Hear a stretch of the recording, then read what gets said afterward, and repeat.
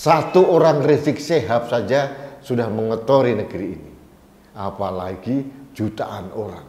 Satu orang Nur Sugi aja hadir sudah membuat muak saya, apalagi ada 10 atau 100 orang seperti Nur Sugi. Bubrah negeri ini. Anak bangsa ini harus diselamatkan. Kalau diberikan penceramah agama, harus orang yang mempunyai ilmu yang mumpuni di bidang agama. Nur Sugi gitu, ilmu neopo coba. Omongannya itu gombali mukio, nggak ada yang benar, nggak ada yang jelas.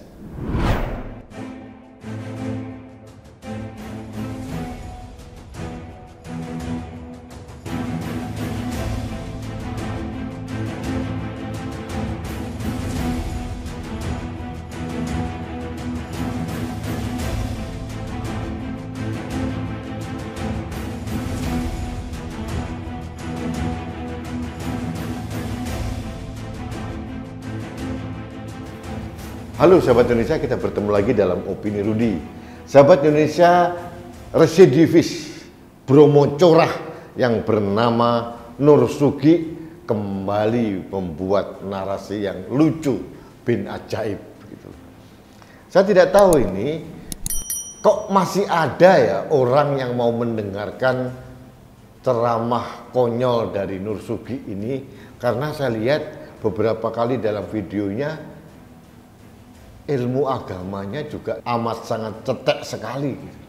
Terakhir dia mengatakan pada jamaahnya agar melakukan hubungan suami istri dengan niat untuk melahirkan Rizik Syihab, kemudian Andi Hidayat, Abdul Somad, dan lain sebagainya.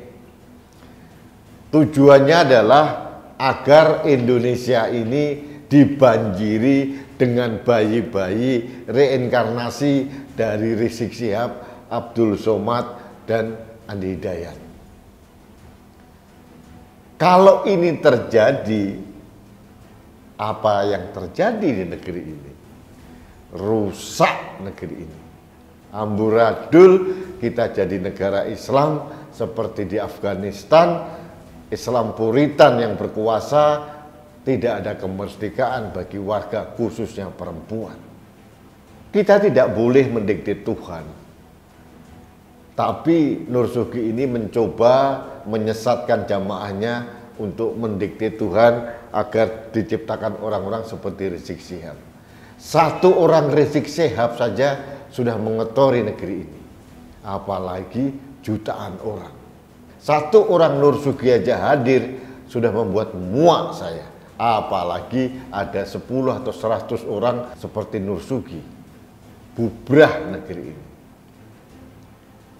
Sahabat Indonesia, ini menurut saya ceramah yang sangat konyol gitu ya.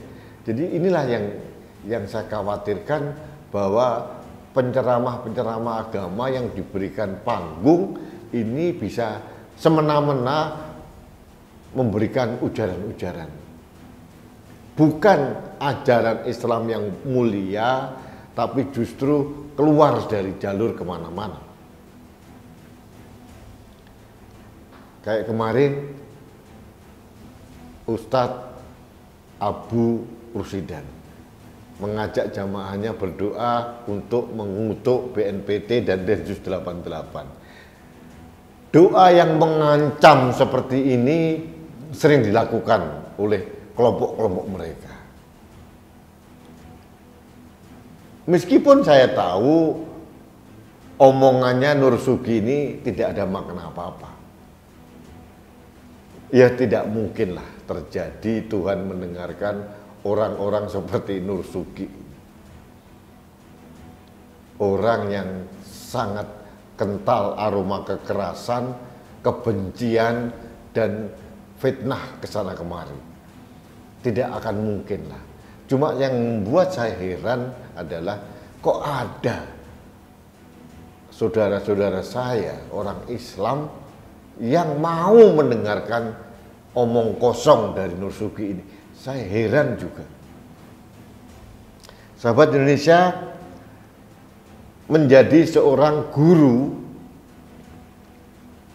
sekarang sertifikatnya minimal harus S1, kuliah minimal 4 tahun, 5 tahun, baru bisa diangkat menjadi guru, dan itu pun melalui proses administrasi dan seleksi yang super ketat.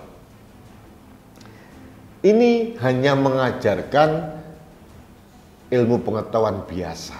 Lah, sekarang orang yang mengajarkan ilmu dunia dan akhirat yang sangat tinggi, nggak perlu sertifikat apa-apa. Saya bingung. Saya menagih janji Kementerian Agama, katanya ustadz-ustadz akan diberlakukan sertifikasi. Kapan pelaksanaannya?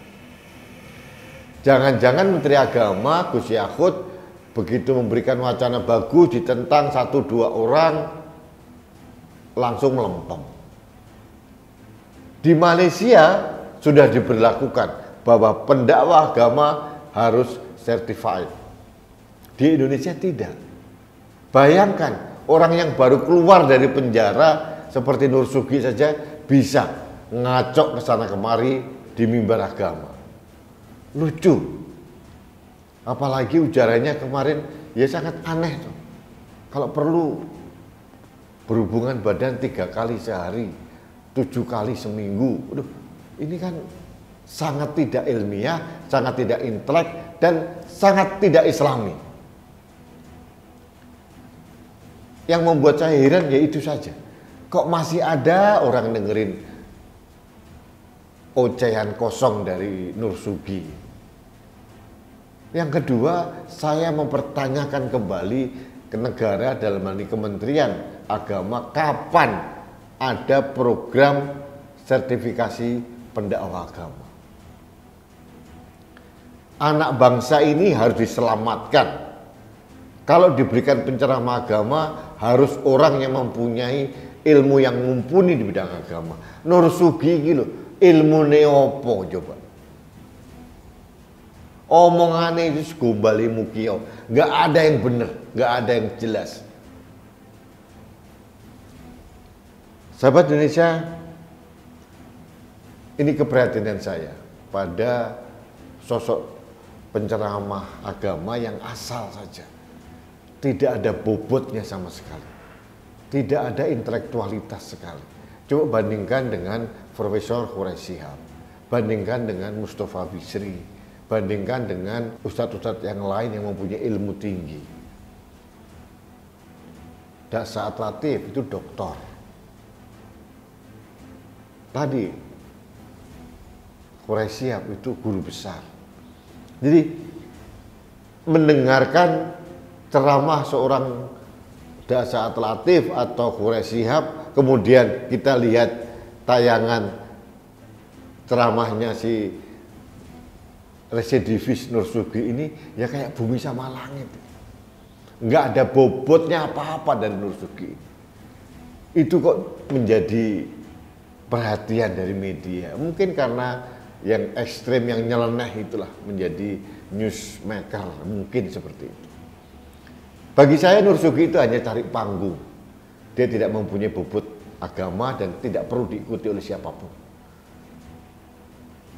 Ikutilah pendakwah agama yang mempunyai ilmu agama yang tinggi. Itu saran saya. Jangan dijerumuskan, dan tolong juga sekali lagi kepada negara, tolonglah ustadz-ustadz ngawur seperti Nur Sugi ini ditertibkan. Jangan dibiarkan merajalela. Orang yang penuh kedengkian dan kebencian seperti ini harusnya tidak ada panggung untuk dia. Kenapa? Kalau kita menyelamatkan anak bangsa, harusnya pemerintah berani tegas seperti pemerintah Malaysia. Semata-mata hanya ingin menjaga Indonesia. Semata-mata hanya ingin melindungi marwah dan kehormatan anak bangsa kita. Jadi pemerintah harus tegas. Sekali lagi, jangan dibiarkan residivis Nur Sugi ini merajalela. Baik sahabat Indonesia, demikian himbauan saya kepada Kementerian Agama dan kepada masyarakat terkait dengan ujaran kosong tanpa bobot dari residivis mantan narapidana yang bernama Nur Sugi. Mudah-mudahan apa yang saya sampaikan bisa berkenan di hati Anda, dan tetap saya menyarankan Anda untuk selalu mentaati protokol kesehatan. Apalagi dalam berinteraksi dengan orang lain, selalu kenakan masker. Karena masker saya melindungi Anda, masker Anda melindungi saya, masker kita melindungi Indonesia. Salam satu Indonesia, salam budaya Nusantara, salam toleransi, salam sehat untuk Indonesia. Saya Rudi SK.